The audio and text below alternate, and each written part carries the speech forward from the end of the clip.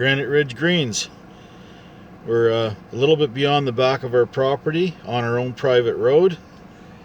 There's my friend Tin Camps. I believe that's their hunting blind for deer hunting. Let's get Cordy to hold that. Or do you want me to hold it? I can hold it. We're going to go down over here.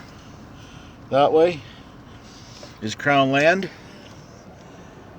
Ken. Cordy. Hello, people, and Granite Ridge Greens. We thought we'd take a little tour out the back and show you what we're dealing with back here. It's beautiful back here. We could probably drive for another 10-15 minutes into the woods, and then it spiders like this off into about 18 to 20,000 acres. So here we go. We're gonna go back down to our place. We gotta take it easy because we're in the car. Easy. We don't want to break the springs or break anything like that. So it's going to be a little jumpy and a little bouncy. And this is just like a cell phone, right? But gives you an idea of how beautiful it is back here. And it's not our road anymore. This is not maintained here. So this will be the crown piece. There's a crown in between me and Tin Camp, ourselves and Tin Camp, so we're climbing kind of a little bit of a hill here. Back up. See the trees? Isn't it gorgeous? Man, oh man. I hope you people in the city appreciate this, because we sure do. There's nothing like owning a little piece of paradise. Like I said, I didn't want anything this big, but here we are. 100 chickens, 10 turkeys, some piggies. A week and a day old. What are we, Wednesday, Cordy? Yeah. No, this is Thursday. Thursday. I missed a day. Does it a lot, folks. Yeah, I'm a pretty busy guy now. No more couch potatoes on Kinesis Lake, I'll tell you that. Man, I think I'm down about 40 or 50 pounds. Oh.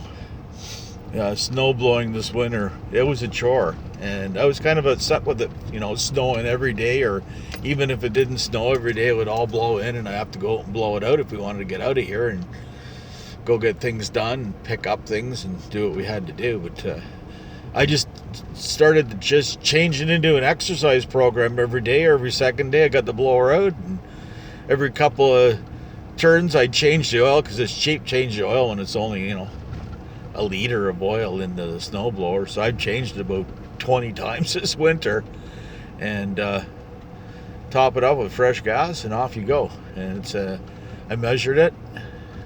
I should wheel it with my counter wheel for my solar. I got a counter wheel that That's a good idea. you run along and see exactly what it is. But I estimated it to be about a good eighth of a mile from the shop door where this blower is kept and into out to the end of the driveway. Oh, we're jumping around here pretty good, as you can see. And I don't want to wreck the car. This is more for four-wheeling back here. And I don't allow anybody, because a couple of people came back and ripped it all up and took advantage for all other people. That's another spot that we go back into, and that goes to our other 101 acres. So this is the back corner of our property right here. And that's, you know, right here is 101 acres out this way. And then back that way, there's another 101 acres of totally virgin forest, untouched. They couldn't log it. It was wet and it's too steep, so that's good. A river runs through it and the whole bit, so that's our wood lot, and it's attached to the farm, so that's a good thing. I think we got enough firewood for the rest of our lives and then some. So maybe once I get going and I get everything caught up, I'll start cutting some firewood and go that way. I'd like to get a mill. I'd like to, the sawmill will do for now and be a chicken coop, and maybe get 2 piglets and put a small pen in there, or even out the either side. It's 24 by 20, so I should be able to put chickens and a couple pigs in there and give them enough room so they're not cramped. And we'll raise those for meat, as long, you know, the chickens are meat birds, and the pigs will be for meat too. And they'll also clear the fields the Joe Salatin way, the poly farming and stuff like that. I've watched Justin Rhodes and Jason Sow the Land and Living Traditions and all the good ones, Doug and Stacy and everybody like that, and learned quite a few things off everybody. So now we're just trying to apply them, and it's pretty easy to sit in your armchair and shout back at people, this and that, but unless you're out there doing it, you're kind of just an armchair critic, aren't you? And you're not, and you're not doing anything. And there's nothing wrong. I watched YouTube for about 5 or 6 years before we even made a move, but it was nice. I learned, like I said, I learned a lot. And see all the wood? You're missing all that land in there. You want me to back up there? Just a little bit. A little more. See, look at that. Isn't that gorgeous down in there? Whoop, I can't see. I got to take my glasses off so I can get a good picture here. That's down in the valley. Down in the valley below. Don't say. Hang your head over, hang your head low. Sean. You knew I was going there, didn't you? Mm-hmm. But that's our view. Look at that. It's like being up on the Niagara Escarpment across there. And that's looking towards South River now. Down in the southeasterly direction we are, because our land cuts off on not a 45, but we're offset rectangular. So that's the way the lots were cut in here. It's like they made a fence across there. Yeah, and they put all this wood in here. See all the wood, firewood, all the way along here. Here, I'll start driving forward, and we're gonna pick all this out. It's on our property, so we're gonna. Someone said, "Oh, it's all rotted. It's no good." It doesn't matter if it's rotted or not. The stuff that's still good will go into the pile in the garage, and if it's dry, so be it. Beautiful firewood, very little creosote, like the chimney fire we had this year.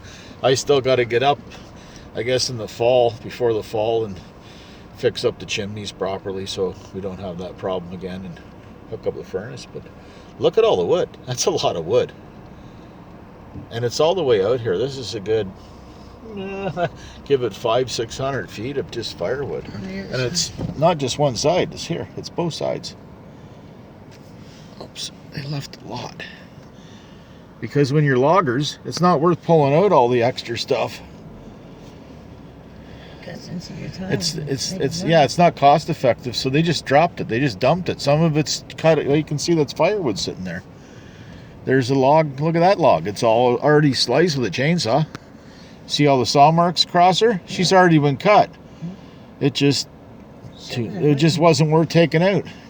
There's a tree. There's lots of trees like this. The wind blows over. They grow close in there, so it gets wet and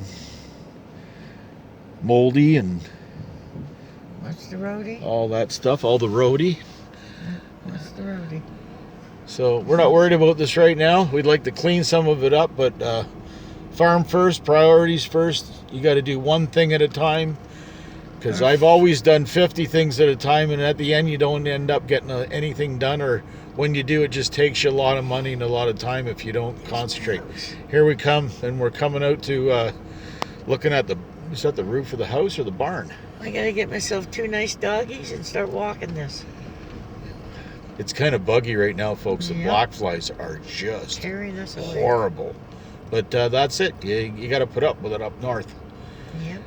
At least I don't have to put up with, people in the city, and some people that, there's nice people in the city, but there's some people that aren't very nice either. And yeah, I'd rather.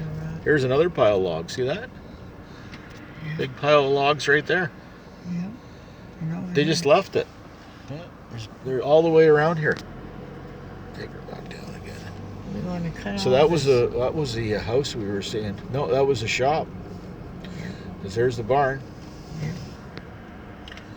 There's the barn, and there's the shop. That's a nice wood. Yeah, it is nice firewood there. Yeah.